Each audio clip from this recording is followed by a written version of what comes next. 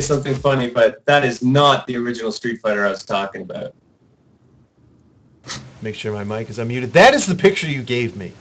I give you a whole week to come up with images. Start this monstrosity.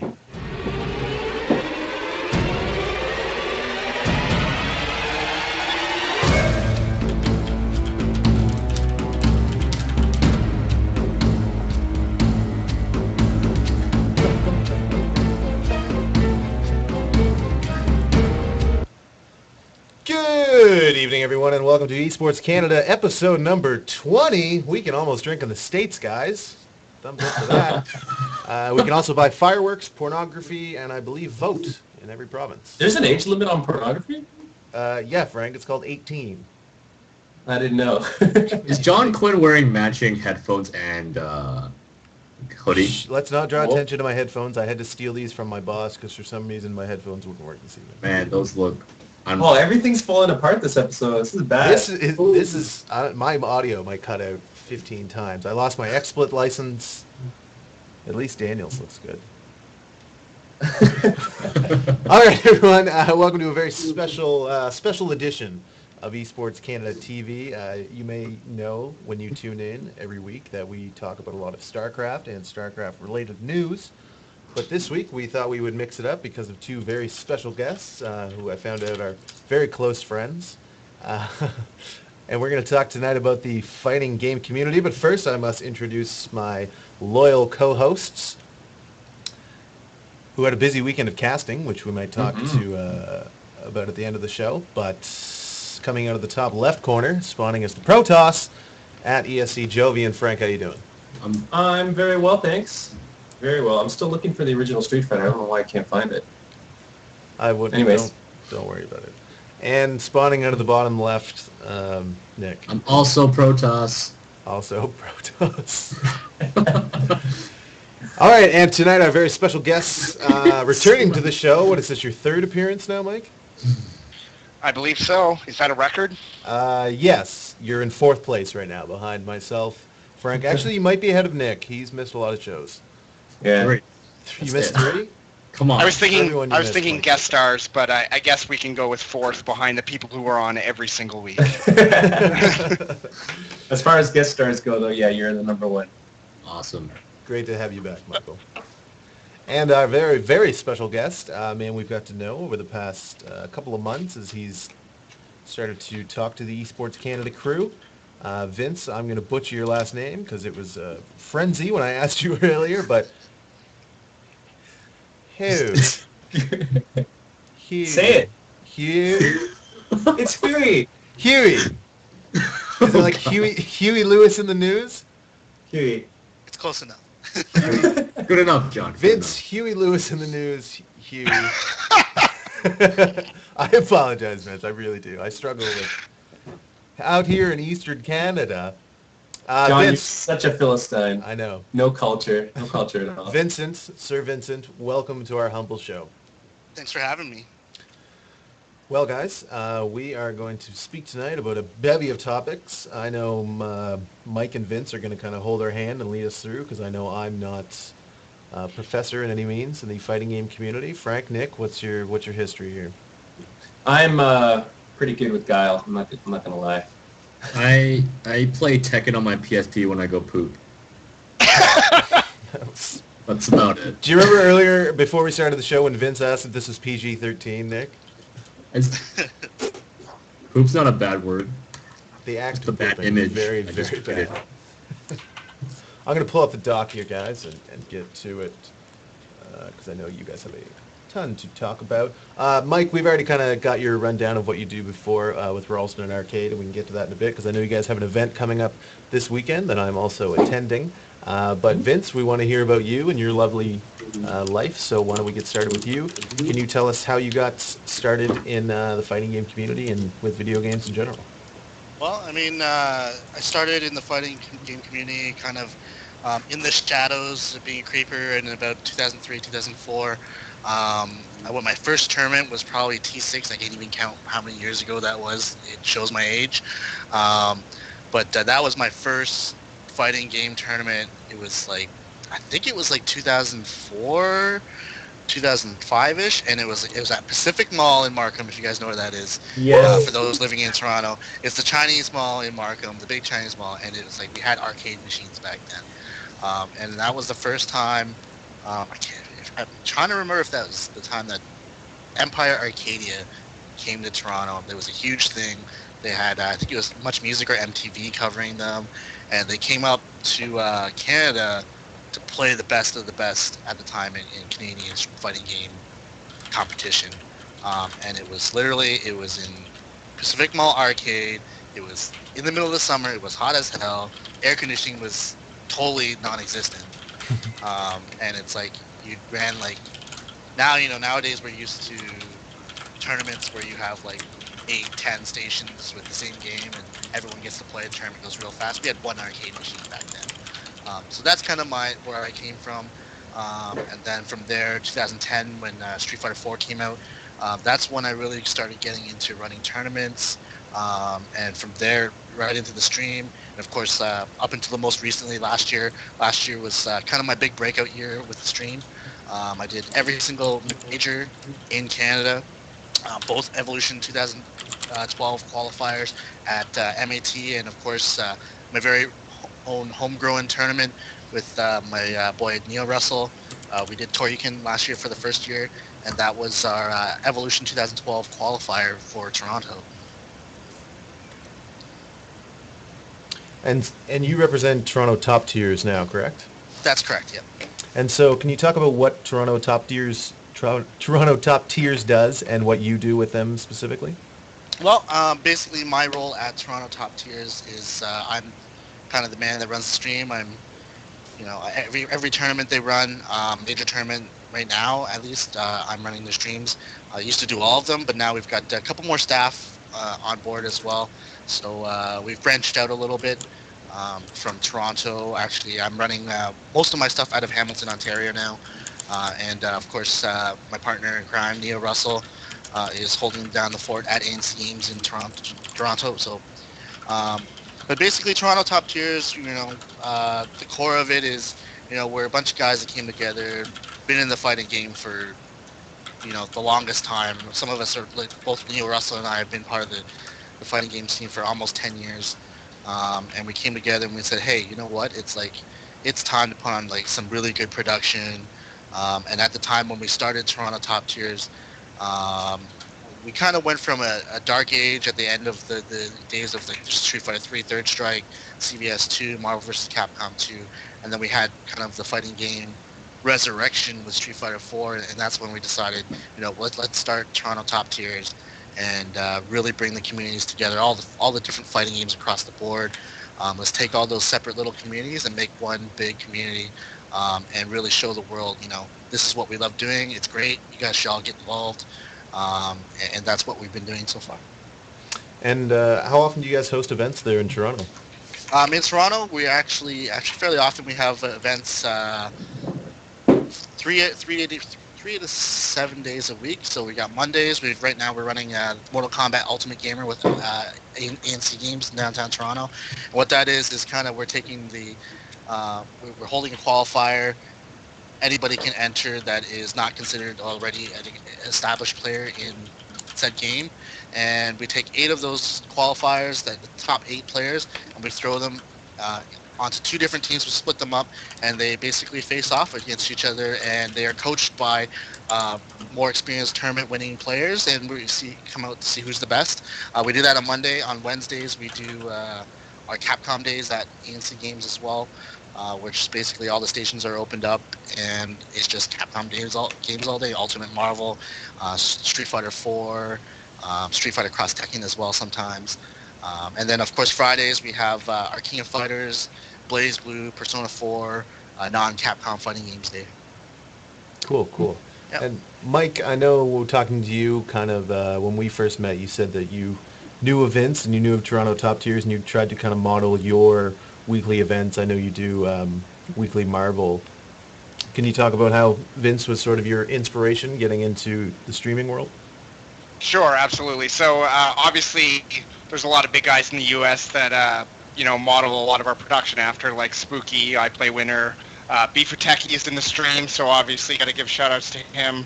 But Vince was kind of the guy that kind of tuned in first, kind of noticed who we are, what we were doing, and was very helpful, very awesome about giving us tips about, how to make the stream look better, where you should place certain icons, how to do production right, and kind of taking a lot of tips from Vince. And he checks in every once in a while, and then November 2012 was kind of when we really hit our stride and we really put everything together and kind of had top tier quality and production for Low Tide Throwdown there in November, which I talked about on a previous show. And Vince was very kind in tuning into the stream the whole weekend, saying you guys have really leveled up, you've really brought your stream game up to the next level and run good tournaments. So awesome compliments from the king of streaming in Canada, so to speak.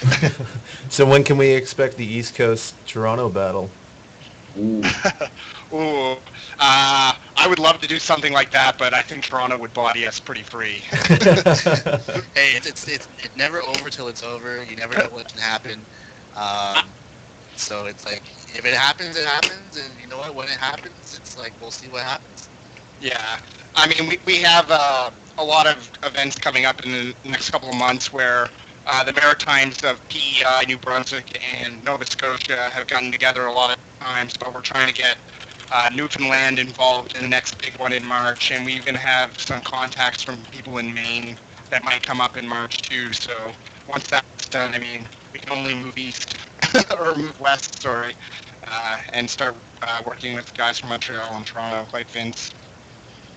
And are you pulling guys from all over, Vince, when you're running events in Toronto? Oh, definitely. I mean, even our regular weekend events, that aren't what we consider majors, we're pulling people from all across Ontario, like Ottawa, Toronto, the core people, even downtown. There's so many different crowds. I mean, you have the North Toronto crowd, you have the downtown Toronto crowd, you have people from Hamilton, you have people from Niagara area, people from Barrie, all sorts of places in Ontario coming down. And even our majors, we have people coming from all across the world. Yo, I'm from Aurelia. Do you have anyone from Aurelia? Yes, we do. What? Who? What's his name? Maybe I know him. I'd have to look it up. Okay. I want to be that Aurelia guy. I got to beat that guy. I just got to figure out who it is. Like a town of like 30 people. Shut up, nigga. I didn't have to carry water to my school when I was living in my hometown. Anyways. Tough life. I wanted to ask you guys, every week we promote so many StarCraft characters because there's a lot of big names that we know about. But maybe there's some big characters, big players in the fighting games community that we need to know more about. So what are some big names? Who are some big names that we should know? And if we don't, we will know soon. Here's the magic question: Canadian or worldwide? Let's go Canadian. Let's give the hometown crowd. Well, let's okay. So there are several different generations of top Canadian talent. So when we're talking about current generation, we're talking about guys like Joker, who is absolutely fantastic Marvel player. We got B-Ball from B from out west, Edmonton. He's probably right now debatably the best Canadian player in Marvel vs. Capcom 3. Definitely on top. Did very well this weekend at SoCal Regionals. He actually took out the second place finisher Infrit at EVO 2012. So he beat him this weekend at SoCal Regionals, which was big. And of course, I gotta give a shout out to my hometown boys, all the Mississauga Marvel players. Absolutely world class. There's so many good Marvel players in Mississauga, Ontario. Let me tell you, you got ANC RDK, who kind of led the way for Canada in the new generation of Marvel vs. Capcom players. We got Quandizzle, Nick Cam. Everyone likes Nick Cam because he just goes crazy. There's just so many, Rebello, but we got, that's just Marvel. Like, we can talk Street Fighter 4, we can talk Street Fighter 4. We got right now recently sponsored Canada Cup Gaming's Chai Rithi, who's a super big name. He's been doing really well, and successfully defended Canada's pride twice last year against the Americans, and held it down and won. I think he won M8C and he won Toriken. Sorry, T12. Nice. He won T12 and he beat Dominion twice, 2 times in a row. That was really big, and he kind of started the whole revolution in Street Fighter 4 that we're going through right now, of Cammy kind of being the monster character in Street Fighter 4. Yeah, and a little backstory there, guys, is generally everyone from America thinks Canada is free at fighting games, and free, I mean easy or an easy win. And guys like Chirithi and B have really kind of swung it the other way. I mean, Chirithi beat some of the best American pros at MAT and Toryukin last year twice in a row on home soil in Street Fighter 4, and B has basically beaten some of the most top level Marvel players from Southern California in long sets over and over again in the last couple of months. So pretty awesome. So outside of what you're doing in Halifax and surrounding area, and Mike, and what you're doing in Toronto, Vince, I know about Canada Cup. What else is going on in Canada in terms of organizations and tournaments? Oh, there's so many groups across Canada. Some are smaller than others. I mean, I would say that probably the two or three biggest groups in Canada are, myself at Toronto Top Tiers. We definitely have Canada Cup is definitely on the map in so many ways. They're a great crew out there. Of course, you got Ralston Arcade holding it down on the East Coast. We got MTL SF holding it down in Montreal. And there's so many small groups, but I think the ones that really stand out right now are definitely Montreal Street Fighter, Toronto Top Tiers, Canada Cup Gaming, and Ralston Arcade. Do you think it hurts the community not being able to play online? I know there is online capabilities, but I mean, you're not going to have a tournament worth money when lag and things come into effect since it's such a fast-paced game. Do you think it's better that you're having only these live events where you have to come to play and you're there face-to-face with the other person, you have a crowd and everything? Or do you kind of wish that you did have that online element to be able to bring more people together? It's really tough to say. I mean, online has definitely developed its own community. I mean, there are tons of people that play online that never show up to live events. But I mean, if I had to put it anyway, it's like if you're not attending live events, if you're not competing in live events, you're missing the most critical element of all, and that is to be able to look at your opponent. Hear the in the press middle of a button. match. And it's like the stress level is just it's so different. I mean, I remember the first time I played on a major live stream. It was at Seasons Beatings 2010, and we had called ourselves Team Canada, I believe Team Canada White or Team Canada Red, and I just like the nerves that you get when you're playing on a stream where thousands of people are playing, it's just unreal. So I mean, you're missing online's great. I mean, we all use yes. There's an issue where lag is a really big issue for us, but I mean, it's a great place to just grind your teeth and get your bumps. But the real deal is in the live events, and I always push people to make the transition because it's not even about winning or losing in tournaments. It's about meeting people that have the same interest as you do, and making these bonds that you are going to last a lifetime. I mean, there are people that I met 10 years ago that I still talk to day to day today, and see them at every single event. So I mean, that's one element of the fighting game community that you're not going to get online. Yeah, I'd just like to add a couple things to that as well. I mean, the live event for fighting games, even, to a smaller degree on the East Coast, they're very infectious, and once you go to one, you have to go to them all. You can't really replicate, what goes on at an event, and you feel the rush of the crowd, and you feel upsets, and everybody goes nuts. And again, playing in live in front of people and on stream, you practice your combos a million times a day, and then you can't do the first time you play in front of people or on stream, you can't do like basic stuff because you're so nervous and you hear, everybody's breathing down your neck. But you get used to it, and you absolutely love it. And the other thing too is there's no separation. Like the players are the crowd, and the crowd are the players. Right. At StarCraft events, it's hard to get autographs. It's hard to interact with them, whereas like some guy gets up, plays a game, and then sits down, and he's part of the crowd, and he's cheering too. Yeah, I find that with the fighting game community, it's like it's different. Like StarCraft, they're so separated, like the crowd from the players, right? They're like these big stars, and like it's more down to earth. That's really cool. Yeah, and I just want to say real quick. I mean, it's very prevalent in the fighting game community because if you look at all the top players, and the majority of the top players that are out there now today competing and doing really well in tournaments, all came from an age when it's like we all met each other in the arcade, It's like we all traveled 6-7 hours to the next arcade just to get a glimpse of, hey, who's this mysterious guy we heard about? It's like he's like, we hear about this kid who's just like destroying everybody. And actually, just for reference, that's how Justin Wong came to be as a legend. He started off as, hey, there's this 14-year-old kid at Chinatown Fair, and he's just killing everybody in Marvel. And that was at the time that was Eddie Lee, who was undisputed the best Marvel 2 player at that time in that year. And he said, I'm getting my butt kicked by a 14-year-old kid.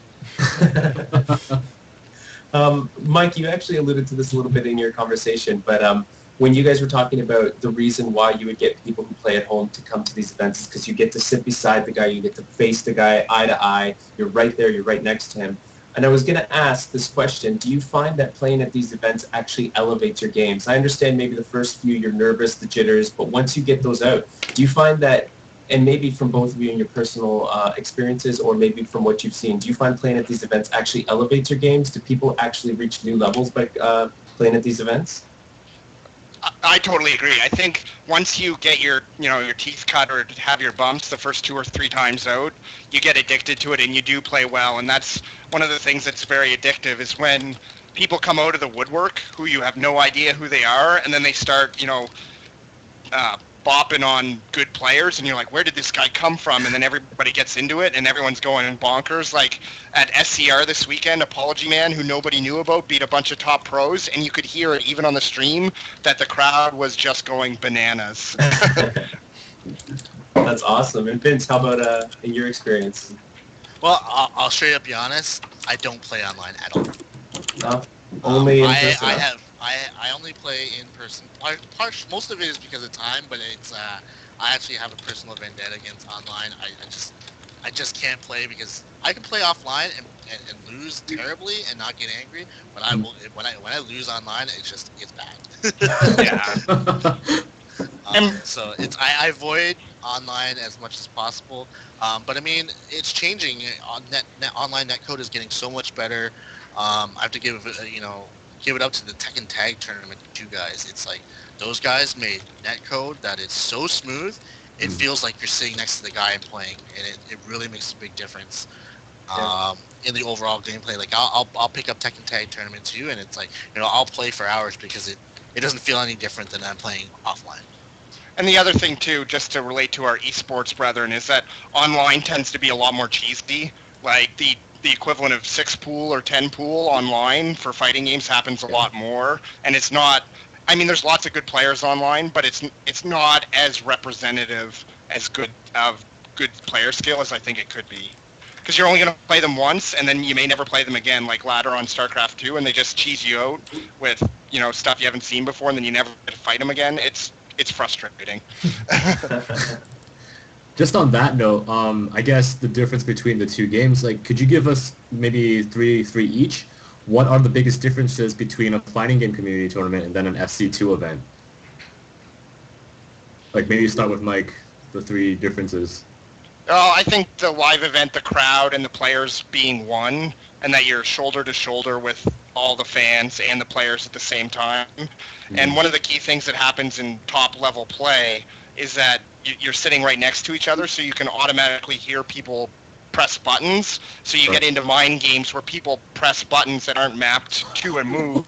So they're faking each other out by pressing buttons, or they're tapping on their stick where there isn't buttons, things like that. That's the kind of stuff that is, you just can't get that playing online. You can't get that kind of experience. And I don't think in StarCraft 2 they have people faking keyboard moves and things like that. I would love to see that. A guy's in a booth and then just all of a sudden his head shoots up and looks around. Hey, actually, did you just press G? At Evolution 2012, during the King of Fighters finals, it was actually some of the Korean players.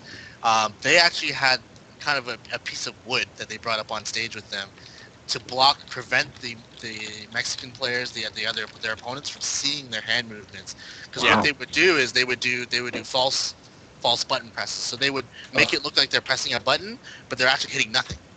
Whoa. Yeah. So it's pretty intense. So they had this board up so that they couldn't do that, or they wouldn't get distracted by the other player doing it. Dude, that's so sick.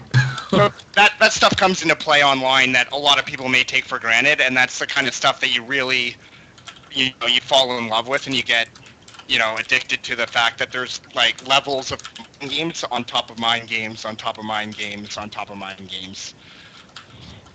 The other difference, I don't know.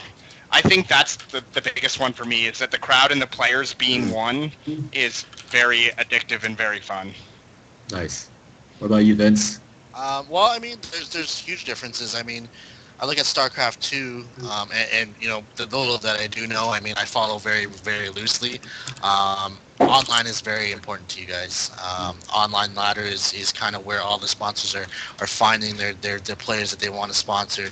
And you look at a lot of StarCraft 2 tournaments, you only really see the best of the best on stream. You only really see, the people talk about the best of the best. In the fighting game community, it's like everybody's in the same pool. There are top players, there are new people facing off against each other all the time. So I think that's one of the major differences. The two I would pick. The other one is you guys have manners. That's true. Bad manner. You have good manners. You have good manners comparatively. Yeah. So I mean, you see a lot of guys who are just notorious for being a menace at fighting game tournaments. Well, we love them. I mean, people like Filipino Champ, right. AGE Fanatic, people who are just there to, they're there to play. They're great players, but they are there to play you on another level. Wow. They're there to just rip into your mental being. Yeah. Well, and I think that happened even though they're sitting right next to each other. Yeah. Oh yeah. Oh yeah. Oh yeah. And I think one of the most common analogies to fighting games is to pro wrestling, where you have heels and you have heroes and villains, and there's lots of players who like to play both roles. And that's one of the things about the fighting game community that is really interesting. It's like, we like to call it the pop off. It's like, people getting up on their chair and like, throwing their stick above their head and be like, yeah, you suck, I just beat you. That's the PG-13 version of it, but it's I've heard at esports events, specifically like the first-person shooter and the StarCraft events, they don't put up with that. Or it's at least it's not taken very lightly. Definitely, I mean, and I think that's part of it is coming from the Korean esports roots, where they do have a fairly rigid regime of things that you're expected to do. Right, for sure. Good question. Even in Evo, the biggest tournaments. I mean, 2011, someone threw their stick on stage. Like literally picked it up, threw it across the room. They were so mad. Wasn't kicked out or anything. No, this is on stream, in front of thousands of people. Standard. I mean, these are not things that happen all the time, but they're things that they do happen in the fighting game community, and it's like it is in a way a lot of what makes up the charm of the fighting game community and what we do. Yeah, I would just add that like players like Naniwa and the bad boys of SC2 could learn a lot from the heels that are in the fighting game community. And it's the funny thing is actually my partner Neo Russell. He's actually a heel in the fighting game communities that he's in. Like he is the type of guy that will win a tournament, get up on a chair, and be like, "I'm awesome, I'm the best," and he's done it at tournaments. But it's like he does it in a way that it's like he means it to drive the other players to do better. And players understand that it's not to put you down and really like put you in a bad place. It's more like, hey, you know what? I'm better than you. I'm waiting for you to come at me. Yeah. I don't think it'd be as intimidating in StarCraft to see a guy have to like stand up in his little booth and then open the door and then walk out and like, throw his keyboard at the other guy in his booth and then they get escorted out by their team. Just bounces off the window. If Stefano can get in trouble for GLHF, if he came out and started, waving the bird and jumping up and down afterwards, it'd be quite the spectacle. Or if he vomited at an after party. That happened too. Great question from the chat from Hydrolus, who we've had on the show before. Being someone who knows nothing about the FGC, is there a lot of money rolling around, like in traditional esports games like SC2 or LOL? Can you make a living playing fighting games? Is there a lot of money to be won in tournaments? Well, I'll take that one because I think between the two of us, my guys probably have more experience with some of the high level top pro players and working with them. But I would say, in a roundabout way, the answer is no.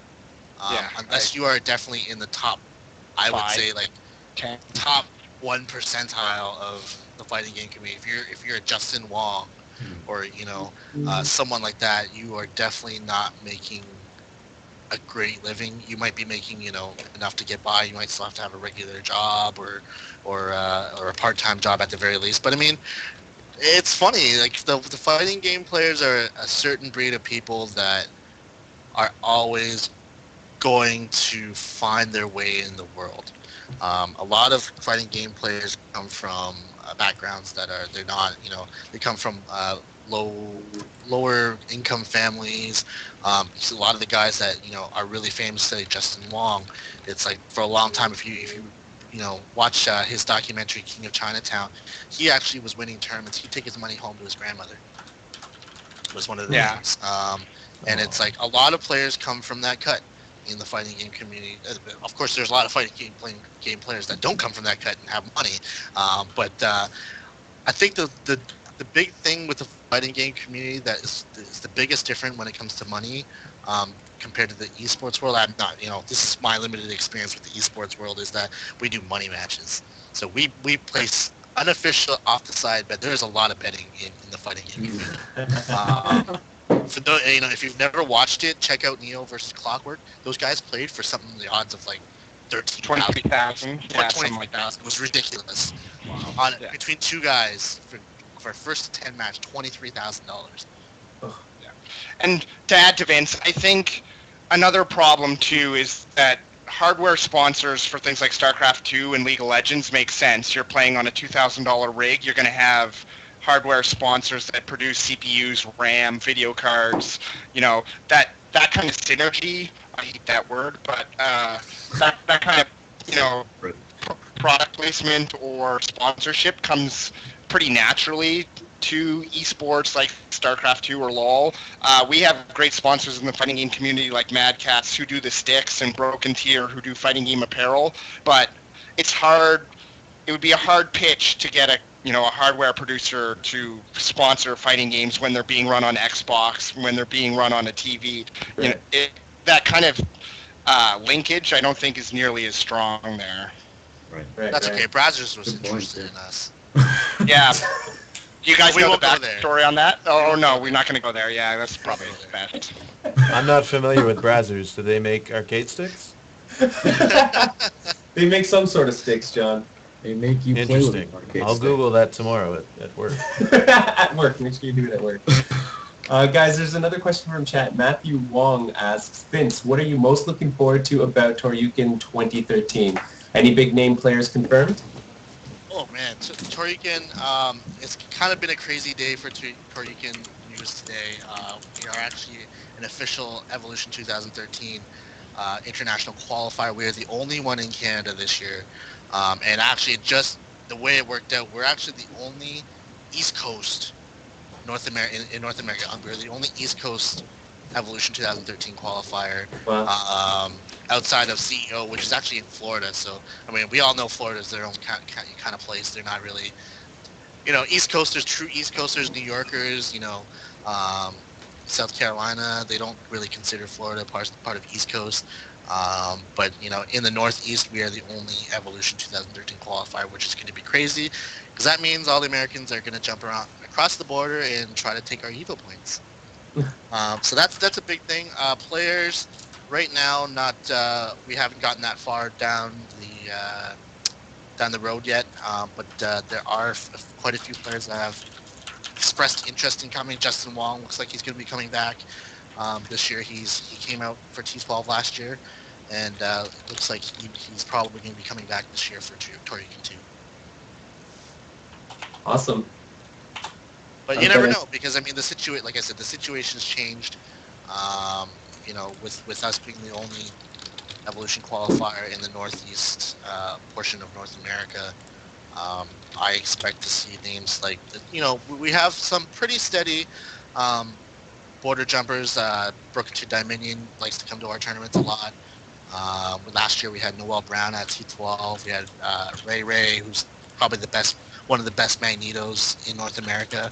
in Marvel, and be curious to see who might jump the puddle and see who comes over from overseas. Anything solid? Not right now, but there are certain individuals who have big name individuals who have expressed interest in coming for trade. Awesome. I have a question for you guys, because I myself, I used to play a lot of fighting games with my brothers, but then when I moved away from them to go to school, I didn't have that connection with somebody so that I could really enjoy fighting games as much as I used to. So I haven't followed the scene, but I'm going to ask you this. In StarCraft 2 community, Korea is king. In Dota 2, China reigns supreme. Who controls the fighting game community? Okay, player-wise, I would say everyone still looks at the Japanese for inspiration. Korea has really stepped up, mostly Infiltration, who has really just come on the scene in the last couple of years and just dominated everyone. He won Evolution 2013 in a sweeping fashion. He destroyed all the competition there, and he's really the star of Korea right now. He's probably debatably the best Street Fighter 4 player in the world right now, I think. But I think overall, Japan, player-wise, still controls it, but everybody knows the biggest tournaments are held in the United States of America. Everybody travels there, and if you're looking for competition, it's the best place to go. Yeah, awesome. I agree with Vince. Depth of player pool would be Japan. Right now, Infiltration reigns supreme and has won almost as much money as some StarCraft 2 pros last year. Won a new car. He won a new car. 50 grand in new car? Yeah. In one day, he won 50 grand in a new car in one day at Street Fighter 25. He won Evo, Street Fighter 4, and Cross Tekken. He's from Korea, and Korea did very well in King of Fighters as well at Evo, but their depth isn't what Japan is quite yet. But, they win at StarCraft 2. They're coming up on fighting games. I just say bow down to our supreme overlords. Oh, man. We can't forget Korea dominates in Tekken Tag. Any Tekken game, they will destroy you in Tekken. Yeah. It's awesome. Guys, before we get into more questions, our chat's asking for keys. So we are going to give away some HOTS and or Dota keys. I guess we'll leave it up to the winner to decide which one they want. So we are going to have you tweet at esports_Canada. Tell us your favorite fighting character of all time, and make sure to also tag Ralston Arcade and TTT_RXS in that. You can tweet it. Yep, Twitters are right above their beautiful faces there. So first one to tweet at us their favorite fighting game character and tag Esports Canada, Ralston Arcade, and Toronto Top Tiers in that tweet will walk away with either a Dota or HOTS beta key. No, it's not too much work. It's like 140 characters. Just do it. Lazy. They have to go research what the fighting game community is. Yeah. Just say Sub-Zero. What am I doing? Oh, man. So are we just going to sit here silently, John? Is that what you're playing? You're going to wait with me, John? I gotta look up Twitter. First person. Were you gonna pick one at random, or? I will tell you this, guys. When I was really young, my brother brought home Street Fighter 2 on our Super Nintendo, and we played it for hours. And my oldest brother is 10 years older than me, and he was beating me and my other brother, who's 5 years older than me. He was beating us. He won like 30 games in a row. I think he picked Ryu. And we couldn't beat him. It was the most frustrating experience of my entire life. Me and my brother just kept passing the controller back and forth, being like, damn it, we're so close. And he was just obliterating us. But I learned School of Hard Knocks for sure.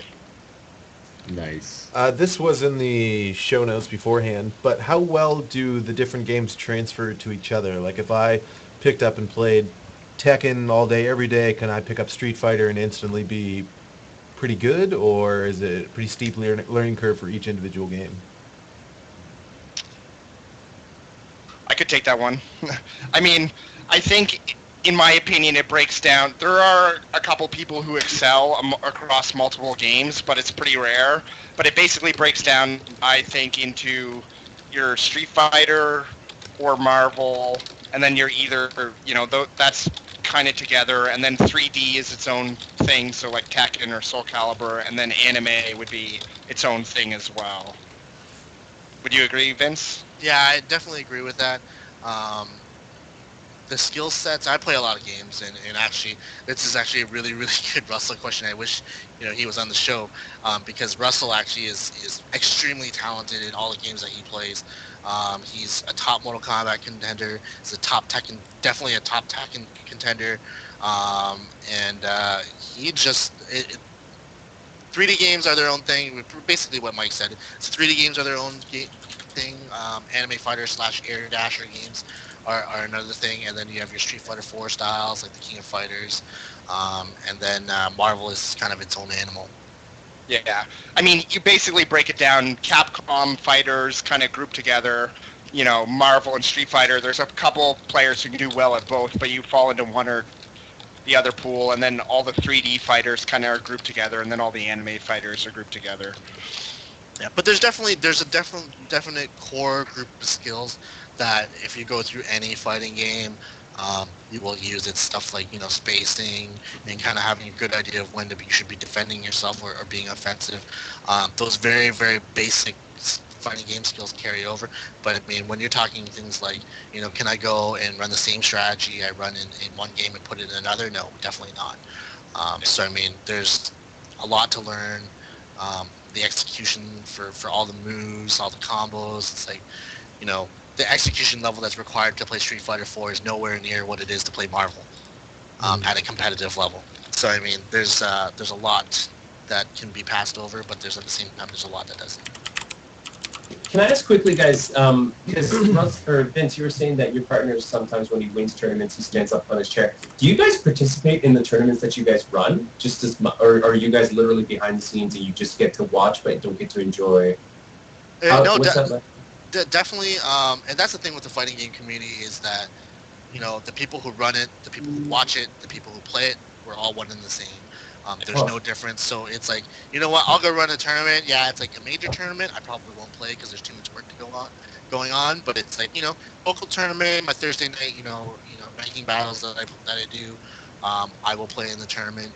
And it's just, it makes a big difference because it's a huge difference to do what you love as a job and to do what you love because you like doing it and you can fit both in, right? So it's like, there was a time when there was actually a large period of time when I just worked doing the stream, running the tournament, and didn't play by personal choice. And I found by the end of that run, it's like, it's like, I don't want to do this anymore. So it's like, luckily for me, I found playing again, and it's, even though I don't, train as hard as I used to, it's like, it used to be like, I'll play every day, training mode every day. Now it's like, yeah, I might look at the game once a week, but it's like, it's enough to keep up with some of the regular players, so. I agree with Vince. Larger tournaments like the regionals we run, I generally don't participate because it's hard to do both. But in local, smaller stuff, weekly stuff, monthly events, I'll definitely play. It definitely hurts your game to not play as much as some of the top tier players and concentrate on the streaming and the tournament organizing and setting things up like that. But it's still really fun to play. It's still really fun to, hop off the stream station and play a few matches, get bodied, and then come back to commentary or come back to the stream and talk about it. Oh man, do you ever feel like, because if I play a game and then I lose terribly, it kind of weighs down on me, right? So like if you go out there and just get raffle stomped, do you come back and you're just like all disgruntled, you're like yelling at the other guy casting and you're like, shut up, I hate my life.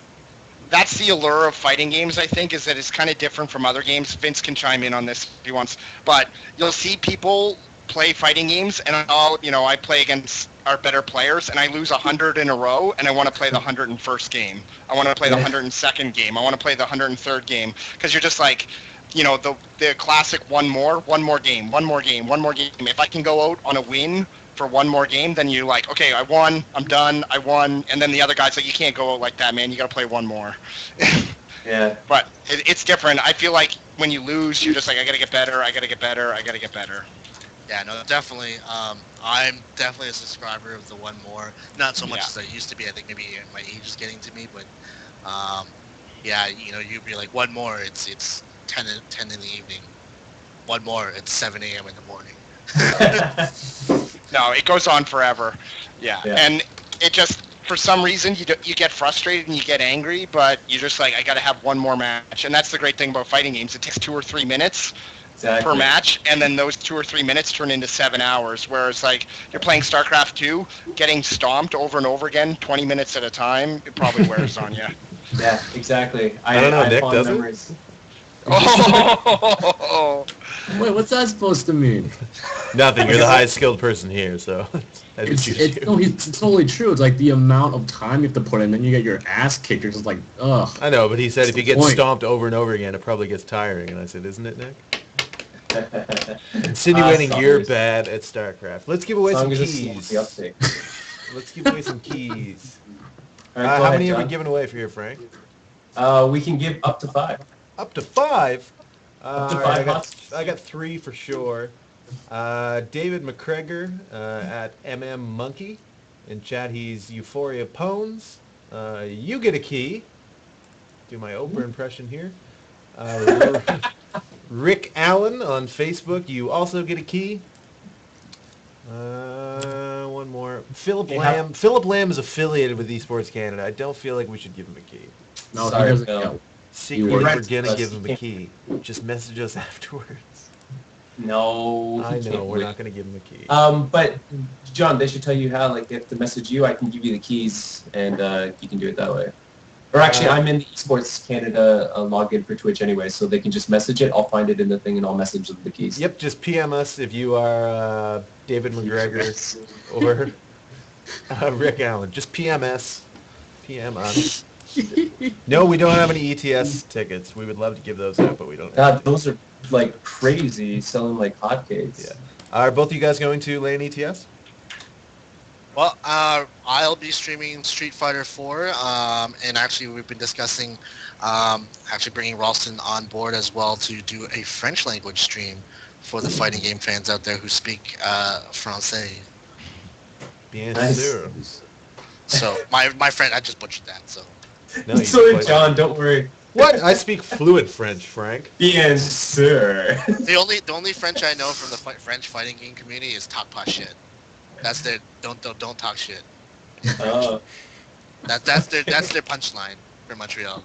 Talk pas shit. Ah, shit. It's not tabernacle. On the same trail of LAN ETS, what events are coming up? Where can we see you guys? Where can we follow you? Well, I'll let Mike start because my list is pretty long. I'll try and one up you, man. I got some good stuff going on. Probably not as busy as you. This weekend, we're working with Dal Esports Society. We're putting on a StarCraft 2 tournament, a Street Fighter 4 tournament, and a Marvel 3 tournament. That'll be at the Dal Computer Science Building this Saturday. Unfortunately, it won't be streamed because Dal and registering your computer or whatever. We'll work on it for next time. That's this Saturday. The following Saturday, we'll be doing Spring Hill Showdown in Spring Hill, Nova Scotia. That'll be Mortal Kombat 9, Street Fighter 4, and Marvel 3. So if you're in the Spring Hill area, Nova Scotia, check that out. If you can't do that, tune in at Ralston Arcade. So that's twitch.tv/Ralston Install. That's February 2nd. The big one coming up would be Fight for Infinity 5 in St. John, New Brunswick. That's March 9th and 10th. John Quinn will be there, hopefully, so he can see us all pop I off. 100% will be there. John, are you going to sign autographs? Yes, I'll be doing autographs in the corner. So that's the big one. That's Nova Scotia, New Brunswick, PEI, Newfoundland, and maybe even Maine will be there. So there'll be probably some type of provincial rivalry, New Brunswick versus Nova Scotia versus PEI versus Newfoundland type of match there on Sunday afternoon, which will be extremely hype, and there'll be a lot of angry people afterwards. The provincial rivalries are pretty good, so that'll be good. That's in March. Obviously, the LAN ETS thing that Vince mentioned, that's still in the works, but it's looking pretty good so far. And then the other big one would be in Halifax in May, which would be High Tide Throwdown, May 25th, 26th, and that again will be a big regional one. So Nova Scotia, New Brunswick, PEI. Maybe even Vince will come out and visit us. We'll see. but that's in May 25th, and again, you can tune in and watch all of those tournaments on Ralston Arcade's Twitch.tv channel, and that's twitch.tv/Ralston install. Follow us at Ralston Arcade on Twitter. That's where you'll be able to get all the information. Ask any questions. Tell us where we need to be. You know, do you want us to stream Halo? Do you want us to do other things other than fighting games? Let us know.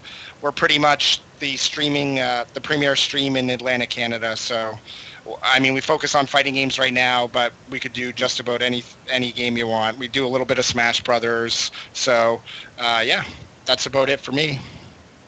There you go, Vince. We only have 7 minutes left, so try and top that. All right, so I mean, we've got a lot. For those who don't know, I'm going to go over the weekly schedule for Toronto Top Tiers. So once again, Mondays we got right now we got Mortal Kombat Ultimate Gamer at ANC Games. That's streamed live at twitch.tv/Toronto Top Tiers, and that's really cool. I mean, even if you're not a part of the event, you can show up. The casual stations are set up so you can play all your favorite fighting games with your buddies that are there. Play some of the competitors in Ultimate Gamer, and of course Wednesdays we've got ANC Wednesdays. We're playing Capcom games. They've got a live stream. Right now they're doing Ultimate Marvel vs. Capcom 3 Ultimate Gamer, so which is fantastic. If there's any game that you can watch for hours and hours and hours, it doesn't matter what level of play it's at, it's still entertaining. It's Ultimate Marvel vs. Capcom 3. The game is just nutty. There's just so much stuff going on, and it's really interesting because you're always used to watching top players. It's interesting to see people who kind of are in the same situation as people who are learning the game, getting direction from top players directly, being coached during their match, being shown the ropes on how to play, and you really get to see that in the Ultimate Gamer series from ANC. So we have that on Wednesdays. If I could jump in and just say, I think Ultimate Marvel vs. Capcom 3 is probably the best spectator sport ever invented. I have watched football since I was like 5 years old, and football's amazing, but Ultimate Marvel vs. Capcom 3 is the nuttiest, craziest thing to watch, and no matter if you don't care what's going on or don't understand, it's the best thing to watch ever. StarCraft 2 is amazing too, don't get me wrong, but Marvel vs. Capcom 3 is bananas and bonkers and the most fun thing to watch ever. I'm gonna have to I don't know, agree. man. Did you see where that guy threw 9 darts and got a perfect score the other week? Awesome. That bar was full. Yeah, no, I think the allure of Ultimate Marvel is that, you never know what's going to happen. You're going to definitely, every single time you watch it, see something that you've never seen before. And that really is the charm behind Marvel. So anyways, but continuing on, of course, we've got Fridays at ANC Games as well. We're playing the non-Capcom games, the King of Fighters, Mortal Kombat, Soul Calibur, Tekken Tag Tournament 2, all the other fighting games that don't have their dedicated day. We do that on Fridays, but of course, I gotta give some notice to my hometown here in Hamilton, Ontario. I actually don't live in Toronto, but to the Super Steel City Fight Nights. We do our Street Fighter 4 ranking battles. Right now we're doing Third Strike as well. So we're playing some of the old games as well, and that is just, in a city that is, fairly large. I mean, we got 32 players on a Thursday night, just showing up and playing in a tournament. So that's pretty good numbers. And of course, Friday nights at ANC as well. And I'm just gonna plug these guys because I love them. In Toronto, we've got TOSF HQ as well. They run their King of Fighters ranking battles at TOSF HQ, which is kind of like the most authentic fighting game group that you can get, because those guys, they are troopers. They play literally in a storage unit. It has plywood walls and there's no bathroom. Wow. And they use space heaters in the middle of winter. These guys are serious. That's and when you go there, the allure of going there is you play the best of the best of the best in Toronto. All the best players hang out there. They play from like 4 in the afternoon until 7 in the morning. Wow. So definitely that is a place to check out. And of course, that's actually just our weekly rundown. Coming up next weekend on Sunday, we've got Northern Battles at ANC. That's Soul Calibur 5, Tekken Tag Tournament 2, Dead or Alive, Virtual Fighter, and King of Fighters. And then the week after that, we have our Ultimate Marvel vs. Capcom 3 and Street Fighter Cross Tekken tournament. The Ultimate Marvel vs. Capcom 3 is a qualifier for an invitational that we're doing at ANC in the future, where we're going to pick 8 of the best Ultimate Marvel vs. Capcom 3 players to face off against each other, which is going to be, it's always super exciting. And of course, Mike, we're going to have a big week next week because the return of Street Fighter Cross Tekken is upon us. 2013 patch, everybody hates Street Fighter Cross Tekken. But we know we're all going to pick it up and play it again. So that's a big event. And of course, the weekend after that, which is the 9th, I've got Super Steel Shitty Showdown 4 in Hamilton, Ontario, where we are doing the first official kind of full-on Street Fighter Cross Tekken 2013 tournament. We're also doing, of course, Street Fighter 4, Ultimate Marvel vs. Capcom 3, King of Fighters, and Persona 4 Arena. And then I'm not done. When is this going to? On the 16th, we've got the our Toronto Top Tiers birthday smash. We call it Smash Up for those who are in the fighting game community. That we're doing Toronto Top Tiers Smash Up 3 on the 16th of February, and that is going to cover every single major fighting game across the board. What about your T-shirt? And of course, yes, the big one that we need to talk about. And of course, I can't forget Landnets, because I will be there streaming. That's big if you're in Montreal or plan to travel there for RTS, FPS, my flight and last fighting night. game. Make sure you get your tickets, because I think those are selling out fairly quickly. It's sold out already. Yeah, it's done. Okay, so I don't know. Is that console only, or is it PC only that's sold out? Because I think it's that everything. might be. They don't divide it. You just buy like a BYOC. Well, they did have. They said like there was going to be so many BYOC units, and then there was a certain stock for console. I don't know if the consoles are sold out, but just check it out. If you're not sure either way, you should check it out if you have an opportunity to buy one. And that's going to be really cool. That's going to be kind of my first crossover event with the major esports games. So, and I know you guys will be there. So yeah, it'll be We cool. can show you the Hang ropes. out. And Yo, Vince, I challenge you, but only to Street Fighter 2. Sorry. you don't want to play me in Street Fighter 2. Bad time for One arm. Okay, you with one arm, and I get to use. Can we do that? It's one arm. All right. That's accepted. Okay, go. Keep going. Okay, and of course, the one that makes me the most proud is, of course, we're running Toriyukin again this year on May 4th, 5th. It's sorry, Alzheimer's. But we're running Toriyukin 2 on May 4th and 5th in downtown Toronto. Details are going to be coming up in the next coming weeks about the hotel that we're going to be at, as well as what games are going to be played and who's going to be there. So make sure you stay tuned to my Twitter at TTT_RXS, as well as the main Toronto Top Tiers Twitter at Toronto Top Tiers, as well as the website TorontoTopTiers.com. It's going to be a crazy tournament this year. I can guarantee you. If you've been to our major tournaments before, it's going to be better as a. It's just flat out dead. That's a good. Okay, we're back. We're You're back. Call spooky.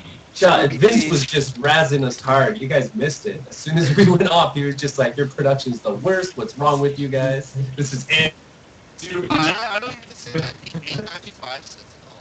It wasn't the fighting game for me that know what 895 means. It says it all about it. It's like when your stream is 895, that's not a good thing. Long story though, for those who don't know. Oh, Citron, look at you. I want to know. Esports Canada, I have a suggestion. You guys should do a new program, a weekly program, and call it Story Time with Vince. You could take up like 7 hours and just have Story Time with Vince. Just him reading off upcoming shows, upcoming events. Just talking about future events. It's just Vince with I'm a actually pipe and a watching- smoking jacket in front of a fire. Just on May 4th, we have. I would watch Story Time with Vince. What about 100%. Stream Chat? No, it was a pleasure having you guys on. I really feel like I learned a lot, and I feel like I learned a little bit about something that I've been missing lately. So thanks so much for coming on the show, guys. fill that fighting game community gap in my heart. Yeah. Thanks for having me, man. Awesome as always. Yeah, definitely.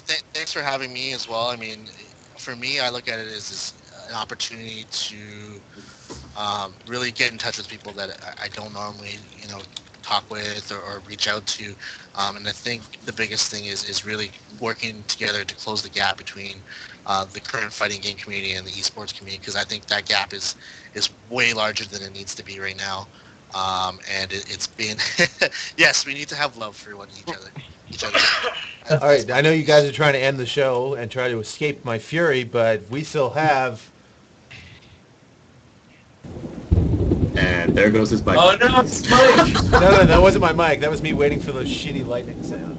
I think there might be a better one here. Oh. Did it happen? The lightning round. Sad. All right, Vince. Mike, you've already had your lightning round, didn't you? Or... No, he hasn't. We saved it because he was being... because we knew you were coming back. Perfect. That's why all the questions are unisex.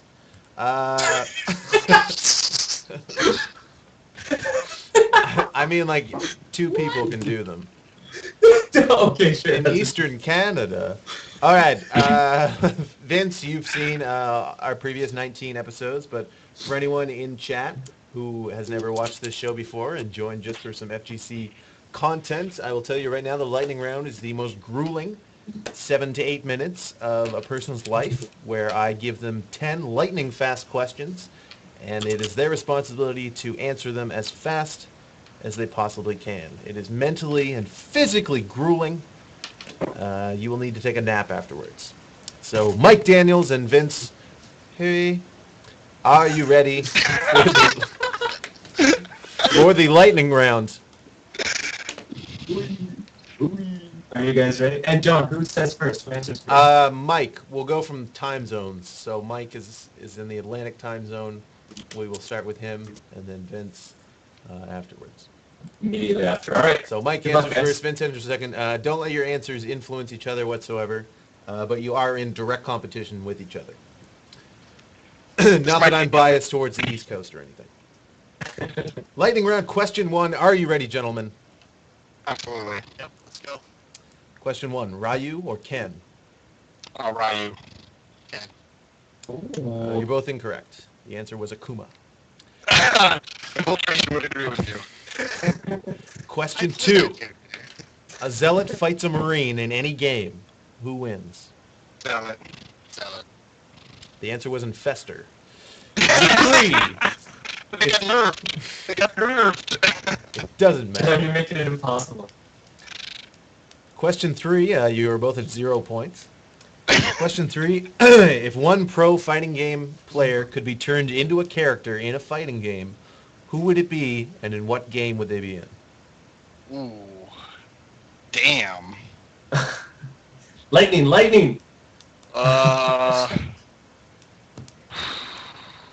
Damn it, everybody's a troll. I want to say some type of troll, but they're all trolls.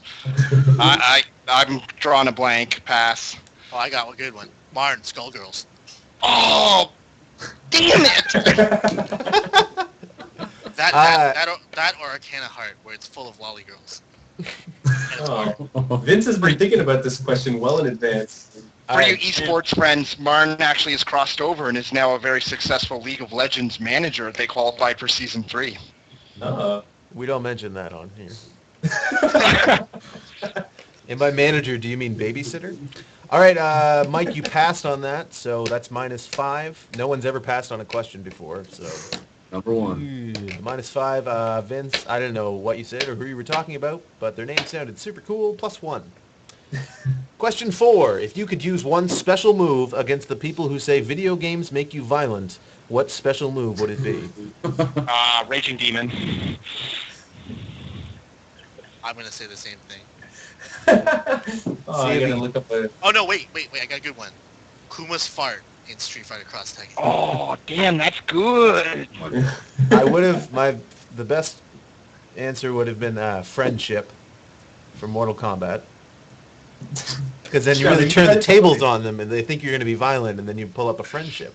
And they're like, oh, you're not so bad. You both get points. Shut up. Question 5. Your favorite fighting game match ever? Ooh. Damn. You better not pass again. No, I'm just trying to think. Yeah. I can't pass. The chat might give you help. I'd have to say probably Punko blowing up Daigo.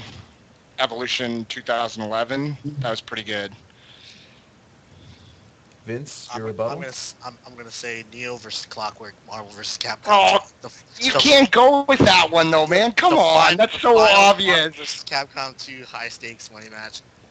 My heart literally jumped out of my chest, and I got really mad because I lost money. As much as Mike kind of waffled on that and couldn't come up with an answer, Vince sounds like he sold out and picked something uber popular. So Mike gets the point. We're tied 1-1. Yeah. Question number 6. The fighting game you would recommend to new players, also known as noobs. To learn fighting game fundamentals, I definitely say Street Fighter 4. But if you want to learn crazy shit and get really mad, Marvel. Vince? I'm gonna say Street Fighter 4. And if you really don't need to, you just want to press buttons, just play Marvel because you'll win. I like Vince's attitude there. Frank, that's what you did Point to me. Vince, he's up 2-1. Yeah. Question 7. Your breakout... Ass has really hurt me. Don't ever interrupt me during a question. It's -1 for Mike. Vince, you're up 2-0. Question 7. The breakout player in 2013 will be...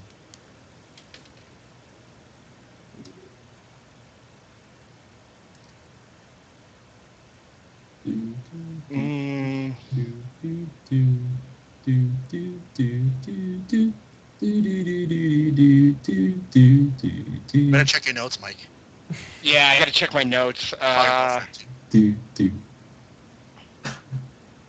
Just make these someone were up and harder be like, he's super obscure and he's You know what? so good. I'm gonna troll really hard, and I mean really hard, and I'm gonna say CJ Showstopper.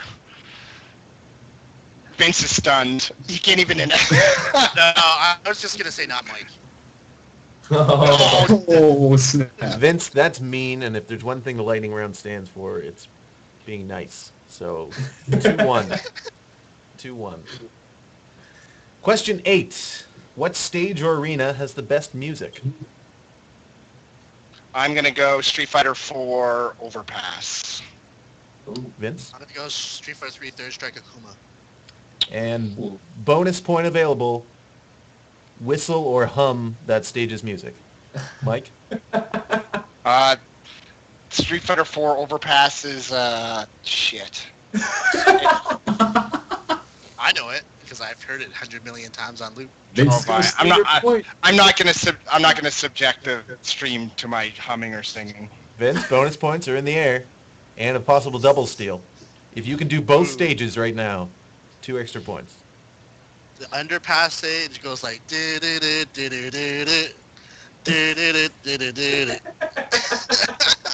and you have the little kids dancing in the background because it's so hype. And what about your stage?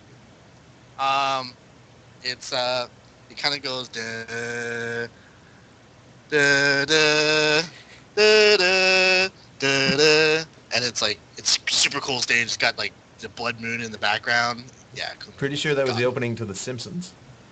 And that was neither humming nor was it whistling, so no points are awarded. And Mike, because you chose to keep your humility, point to you. So I believe it's 3-2 now? For who? For Vince. I think this is pretty biased. This is so biased. This is the worst. Don't question. John's really having a hard time. Question number 9. What intellectual property hasn't been made into a fighting game, but should? Ooh. Intellectual property. It could be anything. Serial TV box show, movie, characters. book. Cereal box characters. Captain Crunch versus Tony the Tiger. No? No The help. Kardashians. I would say I'd like to see Simpsons. That'd be sick. That has been a fighting game though, hasn't it? I don't think so. Beat 'em Not ups, like maybe. Beat 'em up. Yeah, like Beat 'em up. yeah. But Simpsons, like Mo Sislak, Shoryukening, like uppercutting, Homer or Barney Gumble. I think that'd be pretty good. Yeah, there was a wrestling. Simpsons Wrestling was a game, but that wasn't really. Yeah, not a fighting game though. Vince? I was gonna Mo say something like, Sislak. I was gonna say something like House, where it's one you only can play House. That's the only character you can play, and his only move is to put you down. He just fights Vince like rare and unheard of diseases. Vince is One bodying person me can so pick house, hard. and the other person just picks random disease. In the interest of tying the game and making the final question worth something, Mike, you won that point. So now it's miraculously tied up 3-3 going into the final question. So this one, my never friends, happened. is worth all the marbles. This never happens. Question 10. Using only button names, like A, B, left shoulder, name the longest combo you know. Mike. Woo!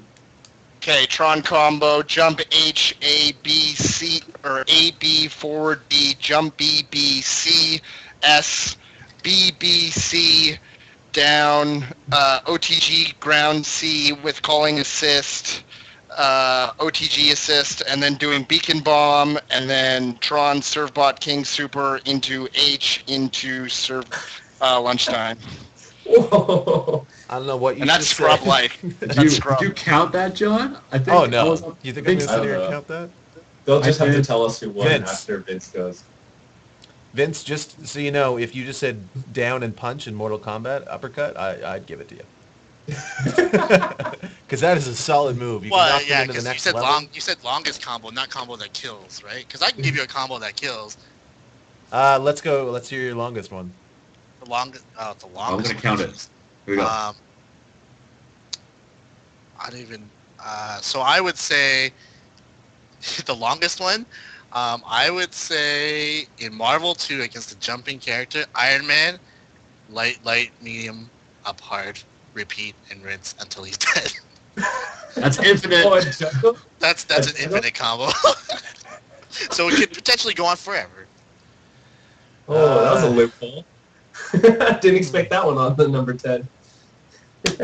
Oh, Mike knows. He's like, oh, he did the Iron Mike's Man like, oh, Marvel he 2 did it. Infinite. See, I was assuming real combos, not infinites. that's I what I mean, was going infinites are for real as well. combos, but, you know. I was unaware that infinite combos were a thing.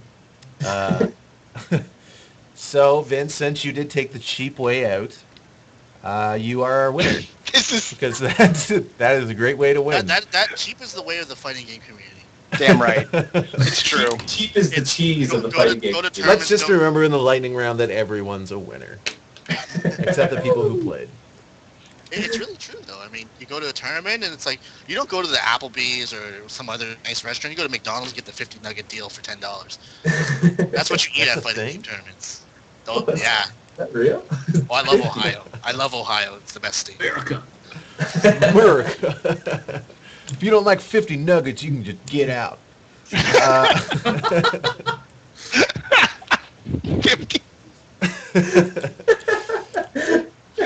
All right, guys. And now are we gonna segue into gross stuff you can only get in America to eat? Like, is that Yes. the next segue? The next 45 minutes, we'll be discussing large meals you can purchase at different greasy spoons throughout the tri-state area. Go. All right, no, we do have to end the show on that note, guys. Congratulations to Vince Hui for his victory today in the lightning round. Vince, when we get to Montreal, you can punch me in the face for butchering. Vince. So, That's okay. I'm from the FGC. I got thick skin. Stay free, Mike. Yeah, it's true. Vince, we should have a meme of John Quinn saying your name. You want to get He's on mispronounced that? all the Asian names we've had on the show so far. That's only true. hard ones like And the French Nagullion. ones. Nagullion and Hui have been the hardest so far. Oh, gosh. Well, you did it, John. You did yourself again. We did it. Last minute, guys, do you just want to plug your streams and Twitter, please? Well, I'll go for it. You can check me out on Twitter at TTT_RXS. Check out the main Toronto Top Tiers webpage at torontotoptiers.com. And, of course, at Twitter at Toronto Top Tiers. You can check us out Mondays, Wednesdays, Thursdays, and Saturdays live on air at twitch.tv/Toronto Top Tiers. And I just want to give a big shout out to my personal sponsor, GDLK Apparel, for being my clothing sponsor, and shout out to my boy B for doing so well at SoCal Regionals, my partner in crime in sponsorship, sponsored by GDLK. Shout outs to him for doing so well this weekend. Yeah, B's the man. His team's so godlike. All right, so for me, Ralston Arcade on Twitter, at Ralston Arcade. Follow us on Twitch TV at twitch.tv/Ralston install. We do weekly Marvel brackets every Tuesday night, so we'll be broadcasting live tomorrow. Stream usually gets started at 6:30 Eastern with brackets at 7:30 Eastern. See Halifax's top Marvel players duke it out every Tuesday. Check out our upcoming events. We're pretty booked full for the next couple of months, so you'll see us pretty much every weekend streaming some type of event all over the Maritimes, so definitely appreciate all your guys' support. Big props to Vince for helping me out all this time and helping me with some connections, so he's pretty godlike, and couldn't have done it without him. Anytime, Mike. Thank you, guys. Please tune in to Vince and Mike on their respective streams and follow them on Twitter to keep up to date with everything fighting game related. Last words from Frank and Nick. Yeah, I have something to say. So Vince already plugged his Twitch, but right now they are streaming Mortal Kombat. So right after we're done the show, go over there. I just put it in chat as well, and go check it out, especially if you're not sure about... Or is it ending right now? It looks like the guys just shook hands. It's not ending, is it? Well, we shake hands sometimes after matches. Oh, but it's not ending, so go there. It may not be over. Joysticks. Go there and check it out, guys. And thanks so much to you guys for coming on the show. Next week we have an indie game developer, and Tubby the Fat, I believe, is on next week. So come back, guys, and check us out. Nick, last words? Nope. All right, good. No, thank you guys, everyone. I have been. Go ahead. Thank you guys for joining us, and just keep in touch with me and Frank. We'll be casting for Sticky Flames for their Invitational this Saturday, and more details will be on our Facebook and Twitter. But thanks you guys for joining us. I will see everyone in Halifax this weekend for the StarCraft 2 tournament, as well as Marvel. I want to try my hand at Marvel. I think I messaged you today, Daniels, to teach me the ways, because I've yet to play any of your fantastic games. And I hopefully will win the lower bracket of the DESS StarCraft tournament, so look for that. It's not going to be streamed, but I'll just tell you that I won. Remember, guys, to go to EsportsCanada.ca, check out our calendar, see what our guests are coming on the show next, as well as different events we're running around this great country.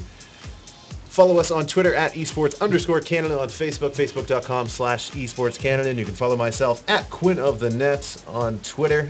Mike, last words. My girlfriend said that you should have won the lightning round, but what do girls know about anything? Good night, everyone!